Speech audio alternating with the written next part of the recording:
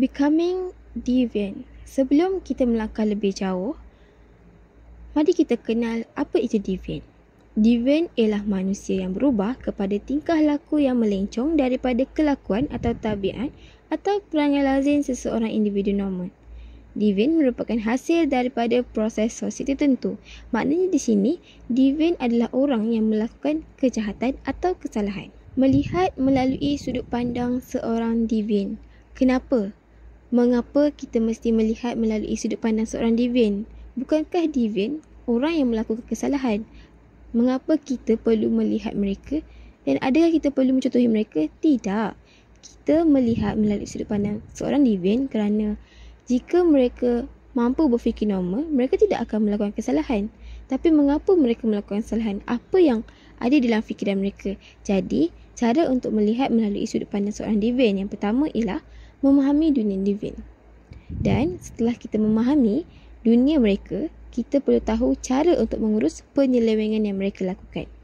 Memahami dunia deviant terdapat dua cara. Yang pertama, interview deviant itu sendiri dan menyamar menjadi seorang deviant. Kenapa kita perlu interview deviant? Kerana deviant adalah orang yang melakukan kesalahan. Hanya orang yang melakukan kesalahan mengetahui sebab dan kenapa mereka melakukan perkara tersebut. Dan mungkin ada sebab-sebab tertentu yang menyebabkan mereka terpaksa melakukan deviant. Kita perlu menyamar menjadi seorang deviant kerana tidak semua deviant terbuka untuk berkongsi cerita.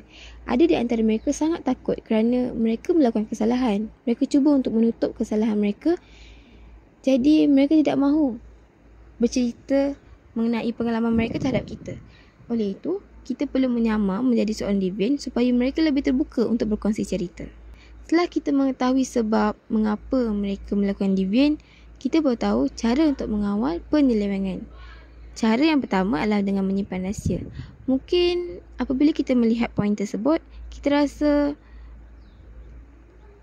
ini tidak sepatutnya. Orang yang melakukan kesalahan, pastilah kita perlu menghukum supaya mereka tidak melakukan kesalahan lagi. Tapi kita menyimpan rahsia supaya mereka lebih selamat dengan kita. Supaya mereka mempercayakan kita. Kerana dengan denda yang berat mereka tidak berubah, kita perlu menggunakan cara halus supaya mereka terbuka untuk berubah. Yang kedua, memanipulasi situasi. Deviant sangat takut jika orang awam dan masyarakat mengetahui bahawa mereka melakukan deviant. Jadi mereka cuba untuk berlakon seperti orang normal dan tidak melakukan deviant. Yang ketiga, berfikiran rasional. Setelah kita mengetahui sebab dan asbab kenapa mereka melakukan deviant, ada kalanya mereka terpaksa melakukan deviant.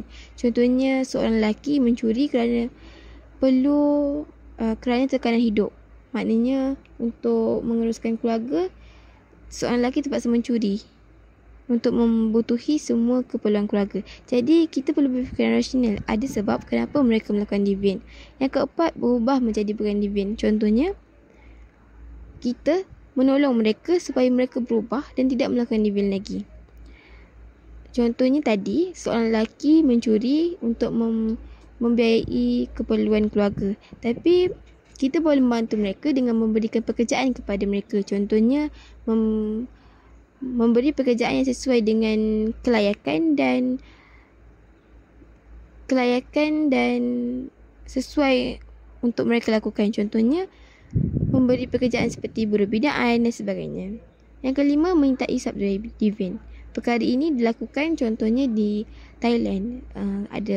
Terdapat sebuah bar, kelab malam yang menyediakan perkhidmatan melayan customer yang gay.